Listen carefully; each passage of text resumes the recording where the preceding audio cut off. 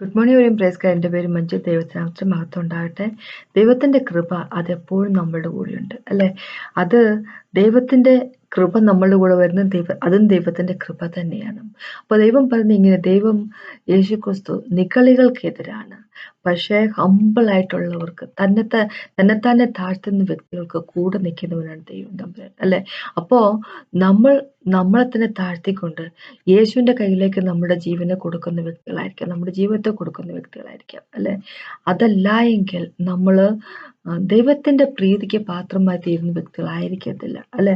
ദൈവം റെസിസ്റ്റ് ചെയ്യും പ്രൗഡായിട്ടുള്ള ആൾക്കാർ എന്ന് ദൈവം പറഞ്ഞിരിക്കുന്നത്. അപ്പോൾ ദൈവം നമ്മോട് പറഞ്ഞിരിക്കുന്ന ഒരു കാര്യത, നമ്മളുടെ എല്ലാ വിഷമതകളും അല്ലെ, cast all of cares into his hands എന്ന് പറഞ്ഞിരിക്കുന്നത്. എല്ലാ വിഷമതകളും ദൈവത്തിന്റെ കയ്യിലേക്ക് കൊടുക്കുക. അങ്ങനെ നമ്മൾ ചെയ്യുമ്പോൾ നമ്മൾ കാണിക്കുന്നത് എങ്ങനെയാന്ന് വെച്ച് കഴിഞ്ഞാൽ നമ്മളെ തന്നെ താഴ്ത്തുക ചെയ്യുന്നത്. അപ്പൊ അതാണ് ഇന്നത്തെ ടോപ്പിക്ക്. മുമ്പോട്ട് പോകുന്ന പ്രാർത്ഥിച്ച് സംസാരിക്കും. കർത്താവെ, സമയത്ത് നന്ദി പറയുന്നു, അങ്ങയുടെ കൃപയ്ക്കായിട്ട് നന്ദി പറയുന്നു, കൂടെ ഉള്ളതിനായിട്ട് നന്ദി പറയുന്നു. Oh thank you Jesus master father God. അങ്ങയുടെ കരുണയ്ക്കായിട്ട്, അങ്ങയുടെ കൃപയ്ക്കായിട്ട്, ഞങ്ങളെ സ്നേഹിക്കുന്നതിനായിട്ട്, എന്നും കൂടെ നിൽക്കുന്നതിനായിട്ട് കർത്താവെ താങ്ക് യു ജീസസ് മാസ്റ്റർ. അങ്ങനെ പോലെ ദൈവമില്ല, അങ്ങയുടെ കൃപ പോലത്തെ ഒരു കൃപയുമില്ല കർത്താവെ. Thank you so much. സംസാരിക്കണമെന്ന് ഞങ്ങൾ ഉയർത്തണമേ കർത്താവ്. ഞങ്ങളുടെ ഹൃദയത്തിലേക്ക്, ഞങ്ങളുടെ സ്പിരിറ്റിലേക്ക്, ആത്മാവിലേക്ക് കർത്താവ് ഞങ്ങളുടെ വചനം നിറയട്ടെ. യേശുവിന്റെ നാമത്തിൽ ആമേൻ.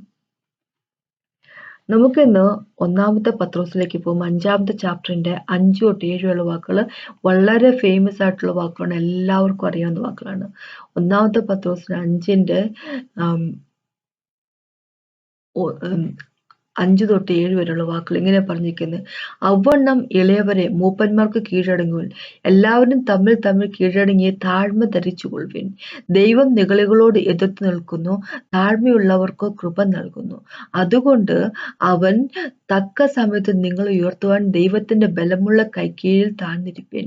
അവൻ നിങ്ങൾക്കായി കരുതുന്നവനാകയാൽ നിങ്ങളുടെ സകല ചിന്താകുലവും അവന്റെ മേൽ ഇട്ടുകൊള്ളുവിൻ. അപ്പം അവണ്ണം ഇളയവരെ എന്ന് പറയുമ്പോൾ എന്താന്ന് വെച്ച് കഴിഞ്ഞാല്, ഇതിനു മുമ്പുള്ള വാക്കുകളിലൊക്കെ മൂപ്പന്മാര് അല്ലെ എങ്ങനെയായിരിക്കണം എന്നതിനെ പറ്റി പറഞ്ഞു. എൽഡർ ആയിട്ടുള്ള പത്രോസ് അല്ലെ, ഒരു മൂപ്പനായിട്ടുള്ള പത്രോസ് മറ്റുള്ള മൂപ്പന്മാരോട് പറഞ്ഞിരിക്കുക, ദൈവത്തിന്റെ കുഞ്ഞാടുകളെ അല്ലെ എങ്ങനെ നയിക്കണമെന്നും, അവരെ അവരുടെ മുമ്പിൽ വലിയ ബോസുമാരായിട്ട് ചമയാതെ അവരുടെ മുമ്പിൽ അവരുടെ തങ്ങളുടെ ജീവൻ തന്നെ അവർക്കൊരു എക്സാമ്പിൾ ആയിട്ട് കാണിച്ചുകൊണ്ട് ഒരു മാതൃകാപരമായിട്ടുള്ള ജീവിതം ജീവിക്കണം എന്ന് പറഞ്ഞു കൊടുക്കുക. അതിനുശേഷം ഇളയവരോട് പറയുക, അവണ്ണം ഇളയവരെ മൂപ്പന്മാർക്ക് കീഴടങ്ങുവൻ, എല്ലാവരും തമ്മിൽ തമ്മിൽ കീഴടങ്ങി താഴ്മ ധരിച്ചുകൊള്ളുവൻ. ദൈവം നിഗളികളോട് എതിർത്ത് നിൽക്കുന്നു, താഴ്മയുള്ളവർക്കോ കൃപ നൽകുന്നു. അതുകൊണ്ട് അവൻ തക്ക സമയത്ത് നിങ്ങൾ ഉയർത്തുവാൻ ദൈവത്തിന്റെ ബലമുള്ള കൈകൾ കീഴിൽ താഴ്ന്നിരിക്കുക. അപ്പൊ ഇങ്ങനെ പറഞ്ഞു കീഴടങ്ങിയിരിക്കുക എന്ന് പറഞ്ഞിരിക്കുക. ഇളയവര് മൂപ്പന്മാർക്ക് കീഴടങ്ങിയിരിക്കുക എന്ന് പറഞ്ഞിരിക്കുക. പരസ്പരം എല്ലാവരും തമ്മിൽ തമ്മിൽ കീഴടങ്ങിയിരിക്കുക എന്ന് പറഞ്ഞിരിക്കുക. അപ്പൊ നമുക്കൊന്ന് വിചാരിച്ചു നോക്കുക, കീഴടങ്ങുക നമ്മൾ സബ്മിസീവ് ആയിരിക്കും അല്ലെ. അപ്പൊ സബ്മിസീവ് ആയിരിക്കും അല്ലെ കീഴടങ്ങുക എന്ന് പറയുമ്പോൾ അവിടെ നമ്മൾക്ക് നമ്മളുടെ ഐഡിയാസും നമ്മളുടെ പ്രയോറിറ്റീസും നമ്മളുടെ ഇഷ്ടങ്ങളും അതൊക്കെ വേണ്ടെന്ന് വെക്കേണ്ടി വരും അല്ലെ.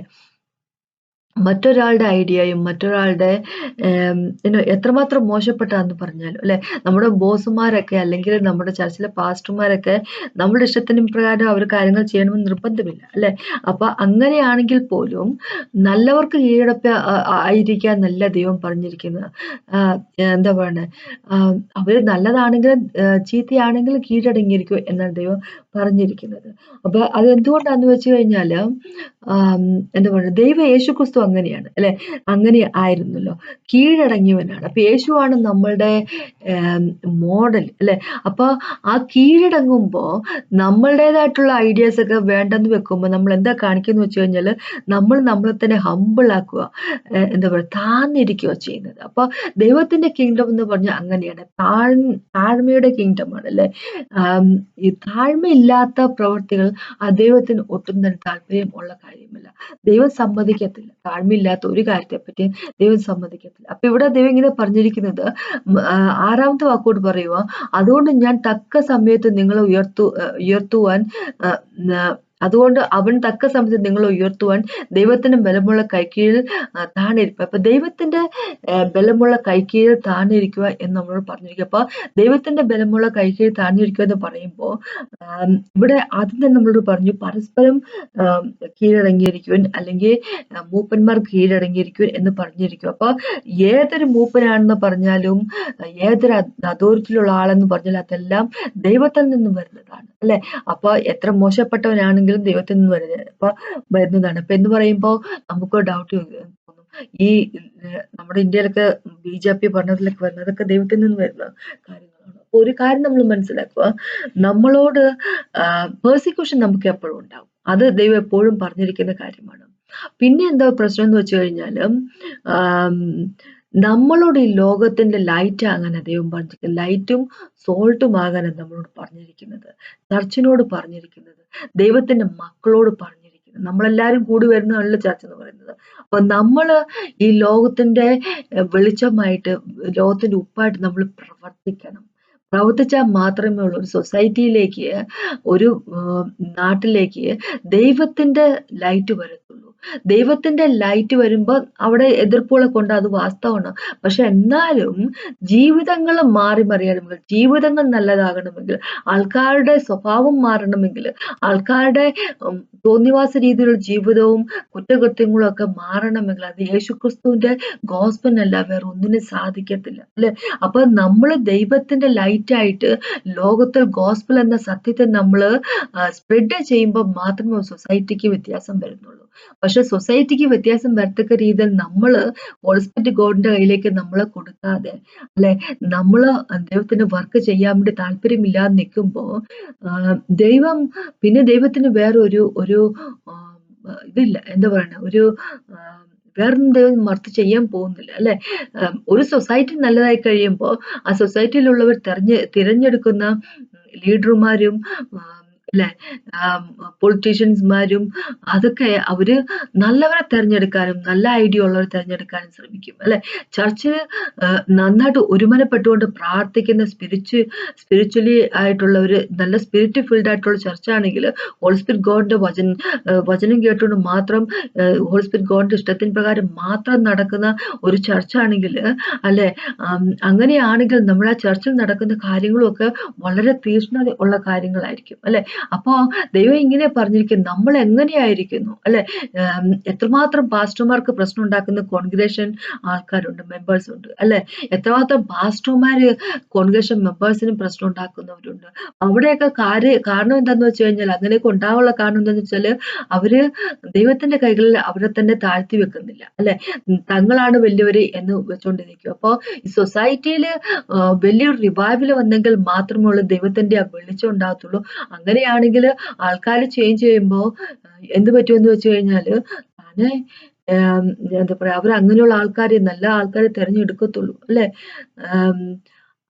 അതല്ലാതെ എന്താ പറയാ, ചർച്ച് ഒട്ടും തന്നെ ആക്റ്റീവ് അല്ലാതെ, ചർച്ച് സൊസൈറ്റിന്റെ ലൈറ്റ് ആയിട്ട് വർക്ക് ചെയ്യാതിരിക്കുമ്പോൾ, അല്ലെ, പ്രാർത്ഥിക്കുന്ന ചർച്ചല്ല എങ്കിൽ, അല്ലെ, ആത്മാവിൽ പോരാടുന്ന ചർച്ചല്ല എങ്കിൽ, ഗോസ്പൽ ഷെയർ ചെയ്യുന്ന ചർച്ചല്ല എങ്കിൽ, ആ സൊസൈറ്റി ഭയങ്കര ഡാർക്ക്നെസ്സിലായിരിക്കും, ഭയങ്കര ഇരുട്ടിലായിരിക്കും, പാപത്തിന്റെ ഇരുട്ടിലായിരിക്കും. അപ്പോൾ ദൈവത്തെ സംബന്ധിച്ചിടത്തോളം ദൈവത്തിന് വേറെ മാർഗമൊന്നുമില്ല, കൈ കിട്ടുന്ന ഒരുത്തനെ അങ്ങ് അപ്പോയിന്റ് ചെയ്യുക തന്നെ ചെയ്യും, അല്ലെ? ലീഡറായിട്ട് അപ്പോയിന്റ് ചെയ്യുക തന്നെ ചെയ്യും. അല്ലെങ്കിൽ പിശാചിന്റെ പ്ലാനിനും പദ്ധതിക്കും ദൈവം അങ്ങോട്ട് വിട്ടുകൊടുക്കും. അപ്പൊ അങ്ങനെയാണ് ഈ മോശപ്പെട്ട ആൾക്കാരൊക്കെ എന്താ പറയാ, വലിയ ഭരണാധികാരികളൊക്കെ ആയിട്ട് വന്നുകൊണ്ടിരിക്കുന്നത്. അപ്പൊ നമ്മള് ഷൈൻ ചെയ്യണം, അല്ലെ?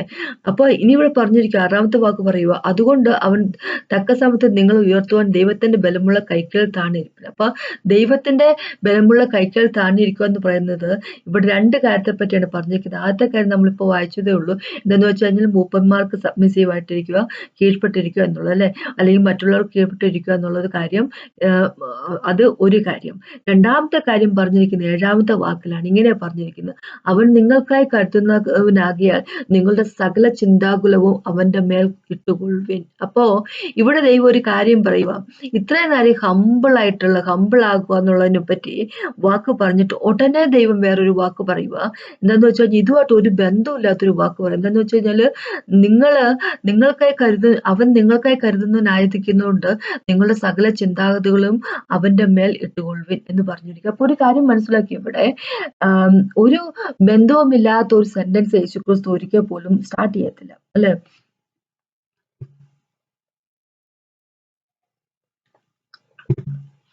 എന്തായാലും പറയാൻ വേണ്ടി പറയത്തില്ല യേശുക്രിസ്തു ഒന്നും.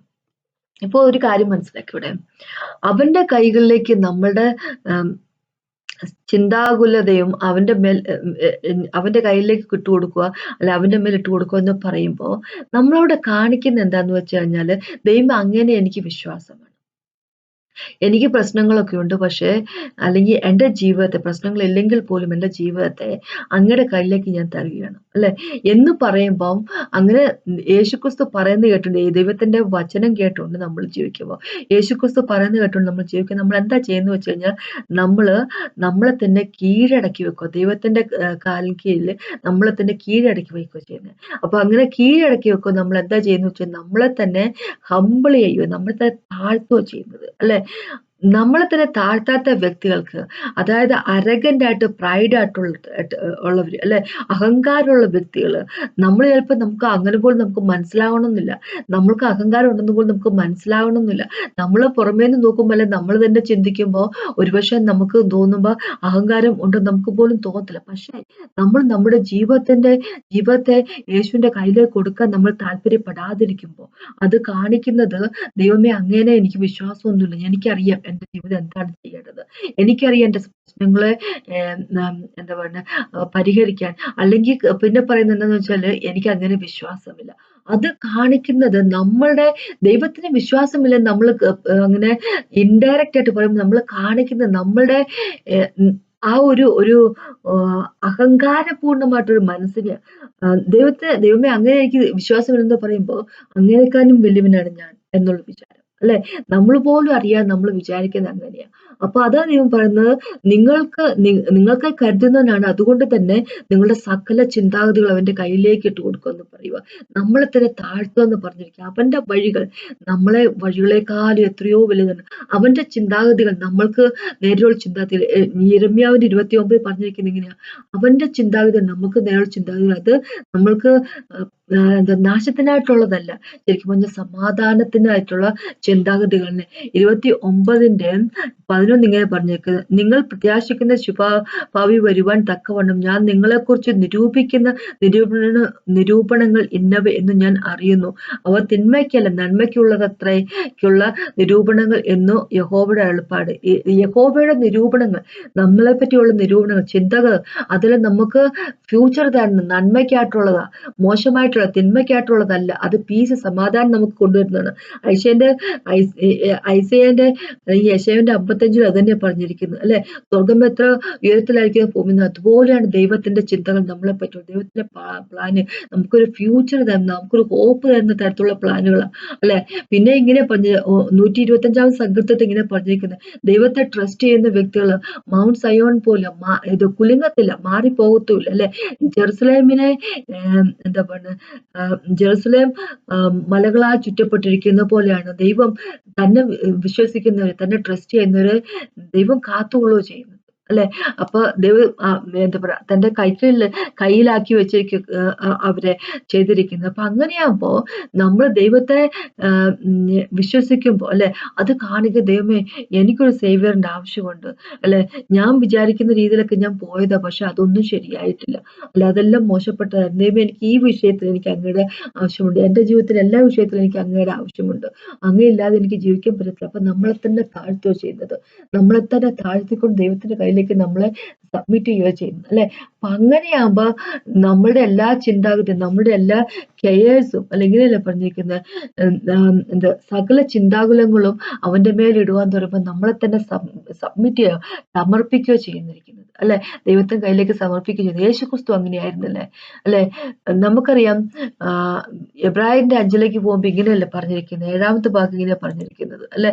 ക്രിസ്തു തന്റെ ഐഹിക ജീവിതകാലത്ത് തന്നെ മരണത്തിൽ നിന്ന് രക്ഷിപ്പാൻ കഴിയുന്നവനോട് ഉറച്ച നിലവിളിയോടും കണ്ണുനീരിനോടും കൂടെ അപേക്ഷയും അഭയയാചനയും കഴിക്കുകയും ഭയഭക്തി നിമിത്തം ഉത്തരം ലഭിക്കുകയും ചെയ്തു. അപ്പൊ യേശു തന്റെ എന്താ പറയുക ദൈവകാലത്ത് അല്ലെ മരണത്തിൽ നിന്നും തന്നെ ഉയർത്തെഴുന്നേൽപ്പിക്കാൻ സാധിക്കുന്നവന് അല്ലെ തൻ കഴിയുന്നവനോട് ഉറച്ച നിലവിളിയോടും കണ്ണുനീരിനോടുകൂടെ അപേക്ഷയും അഭയയാചനയും അപേക്ഷയ്ക്ക് പ്രാർത്ഥിയും സപ്ലിക്കേഷൻ ചെയ്യുകയും ചെയ്തു കഴിഞ്ഞപ്പോൾ ദൈവഭക്തി നിമിത്തം ഉത്തരം ലഭിച്ചു. ദൈവഭക്തി നിമിത്തം ഉത്തരം ലഭിച്ചു എന്ന് മലയാളം ബൈബിളിൽ എഴുതിയിരിക്കുന്നത്. പക്ഷേ ഇംഗ്ലീഷ് ബൈബിളിലേക്ക് വരുമ്പോൾ ചില ട്രാൻസ്ലേഷനൊക്കെ ഇപ്പോൾ ആംപ്ലിഫൈഡ് വേർഷനിലേക്ക് NLT അല്ലെ ന്യൂ ലിവിംഗ് ട്രാൻസ്ലേഷനിലേക്ക് വരുമ്പോൾ ഇങ്ങനെ പറഞ്ഞിരിക്കുന്നത്.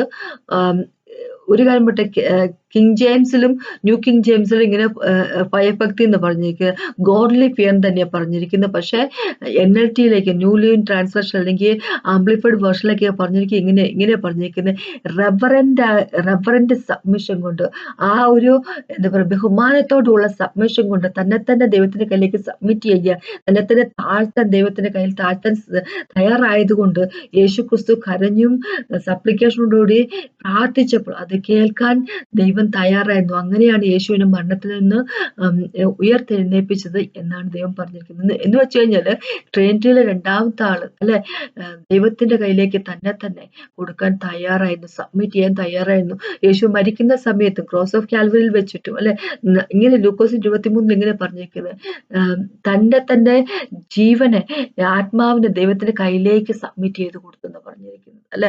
നമ്മളുടെ റോൾ മോഡൽ യേശുക്രിസ്തു. യേശുക്രിസ്തു എത്രമാത്രം സബ്മിസീവ് ആയിരുന്നു അല്ലെ. തന്റെ വ്യാകുലതകളും ആകുലതകളും എല്ലാം അല്ലെ man of sorrows acquainted with grief എന്ന് പറഞ്ഞിരിക്കുന്നത് 53-ാമത്തെ ചാപ്റ്റർ എന്താ പറയാ ഐസയാന്റെ അല്ലെ യേശയ്യാവിന്റെ. അപ്പോ അങ്ങനെയുള്ള യേശുക്രിസ്തു അല്ലെ അതെങ്ങനെയാ വാക്ക് പറഞ്ഞിരിക്കുന്നത്? Man of sorrows acquainted with grief.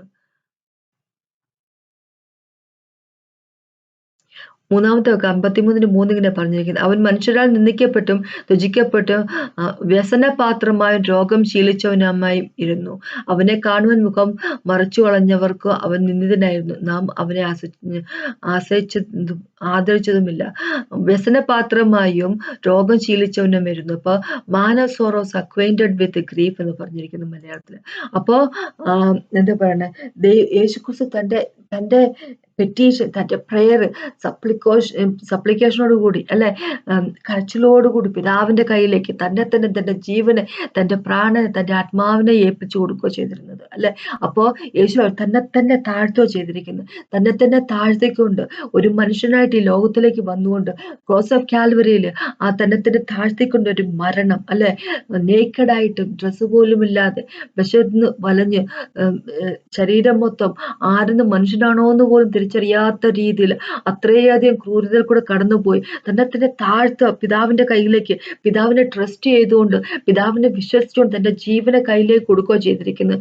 തന്നെ താഴ്ത്തിക്കൊണ്ട് അല്ലെ ഹമ്പിൾ ആയിട്ടുള്ള ഒരു സിറ്റുവേഷൻ, ഹമ്പിളായിട്ട് തന്നെ ഹമ്പിളാക്കിക്കൊണ്ട്. അപ്പൊ അതാണ് ശരിക്കും സബ്മിഷൻ എന്ന് പറയുന്നത് അല്ലെ. അങ്ങനെ ആയതുകൊണ്ട് തന്നെ യേശുവിന്റെ കരച്ചിൽ യേശുവിന്റെ പ്രാർത്ഥന പിതാവ് കേൾക്കുക തന്നെ ചെയ്തു, തന്നെ ഉയർത്തെഴുന്നേൽപ്പിക്കുക തന്നെ ചെയ്തു. എന്ന് വെച്ച് കഴിഞ്ഞാല് നമ്മളുടെ സകലരുടെയും പാവം യേശുവിന്റെ പൊക്കത്തായിരുന്നു അല്ലെ.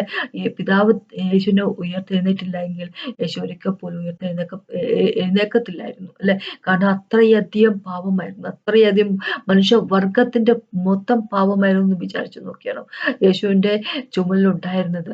സെപ്പറേഷൻ, മരണം എന്ന് പറയുമ്പോൾ സെപ്പറേഷൻ, ദൈവത്തിൽ നിന്ന് സെപ്പറേഷൻ ആണ് അല്ലെ.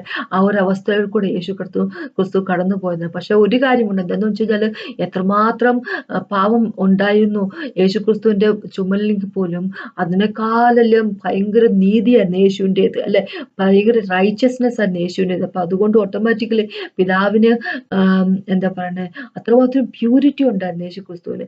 അപ്പൊ അതുകൊണ്ട് തന്നെ യേശുവിനെ ഉയർത്തെഴുന്നേൽപ്പിച്ചേ പിതാവിന് സാധിക്കുമായിരുന്നുള്ളൂ അല്ലെ.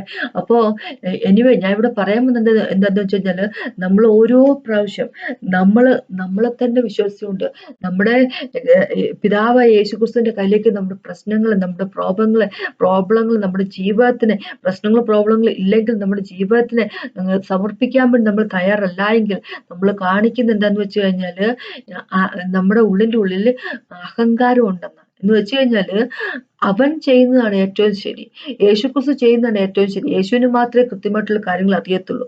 അപ്പൊ കൃത്യമായിട്ടുള്ള കാര്യങ്ങൾ അറിയാവുന്ന യേശുവിനോട് ഇല്ല അങ്ങനെയല്ല എനിക്കറിയാം ഞാൻ എന്താ ചെയ്യേണ്ടത് എന്നൊരു പിടിവാശി നമ്മൾ കാര്യം ചെയ്യുമ്പോൾ അത് കാണിക്കുന്നത് നമ്മുടെ ഉള്ളിൻ്റെ ഉള്ളിൽ അഹങ്കാരമുണ്ട് എന്നുള്ളതാണ്. അപ്പൊ അങ്ങനെ അഹങ്കാരം ഉള്ള വ്യക്തികളെ ദൈവം എന്താ പറയണേ നിഗളികളോട് എതിർത്ത് നിൽക്കുന്നു. ദൈവം റെസിസ്റ്റ് ചെയ്യും നമ്മളെ. ദൈവം നമ്മളെ റെസിസ്റ്റ് ചെയ്തുള്ള അവസ്ഥ ഭയങ്കരമായിരിക്കും സുഹൃത്തുക്കളെ. അപ്പൊ ദൈവത്താൽ റെസിസ്റ്റ് ചെയ്യപ്പെടുന്ന ദൈവം എതിർത്ത് നിൽക്കുന്ന വ്യക്തികളായിരിക്കും. റെസിസ്റ്റ് എന്ന് പറഞ്ഞാൽ എതിർത്ത് നിൽക്കുന്ന, ദൈവം എതിർത്ത് നിൽക്കുന്ന വ്യക്തികൾ, ദൈവത്തിന് ഇഷ്ടത്തിന് മാത്രമാകാതിരിക്കുന്നു അല്ലെ. അപ്പൊ ദൈവത്താൽ വെറുക്കപ്പെട്ടവർ അല്ലെങ്കിൽ ദൈവത്താൽ എതിർത്ത് നിൽക്കപ്പെടുന്ന വ്യക്തികൾ ആകാതിരിക്കട്ടെ. അതിനെപ്പറ്റി എനിക്ക് പറയുള്ളൂ. അപ്പൊ അവന്റെ കയ്യിലേക്ക് നമ്മുടെ ജീവനെ കൊടുക്കും. സകലതും നമുക്ക് സബ്മിറ്റ് ചെയ്യും അല്ലെ. സബ്മിറ്റ് ചെയ്യുമ്പോൾ നമ്മൾ കാണിക്കും, ദൈവമേ അങ്ങ് ട്രസ്റ്റ്വർത്തിയാണ്, ഞാൻ എന്നെ തന്നെ താഴ്ത്തുവാണ് ചെയ്യുന്നത് എന്നാ പറയുന്നത് അല്ലെ. അപ്പൊ അങ്ങനെയുള്ള വ്യക്തികളായിരിക്കാം നമുക്ക്. അതിനെപ്പറ്റി എനിക്ക് പറയാനുള്ളൂ. അപ്പൊ ഒന്ന് പ്രാർത്ഥിക്കാം. പ്രാർത്ഥിച്ച ശേഷം നിർത്താം. കർത്താവ് സമയത്ത് നന്ദി പറയുന്നു. കർത്താവ് അങ്ങയുടെ കയ്യിലേക്ക് ഞങ്ങളെ തന്നെ കീഴ്പ്പെട്ടി തരാനുള്ള കൃപ ഞങ്ങൾക്ക് തണ്ടെന്ന് അപേക്ഷിക്കുന്ന യേശുവിൻ നാമത്തിൽ thank you Jesus master. Praise you holy name, worship you mighty father. അങ്ങനെ ഇപ്പോൾ ദൈവമില്ല, ഇത്രയും ഒരു കൃപ ഞങ്ങളുടെ ജീവിതത്തിൽ വേറെ എങ്ങൊന്നും കിട്ടാനുമില്ല. Thank you so much mighty father. ഹമ്പിളാക്കിക്കൊണ്ട് അങ്ങനെ ട്രസ്റ്റ് ചെയ്തുകൊണ്ട് അങ്ങയുടെ വഴി കൂടെ നടക്കുന്ന കൃപ തന്നെ കർത്താവ് യേശുവിൻ നാമത്തിൽ. ഇന്ന് കേട്ട ദൈവത്തിനകത്ത് മാത്രം ഉണ്ടാകട്ടെ.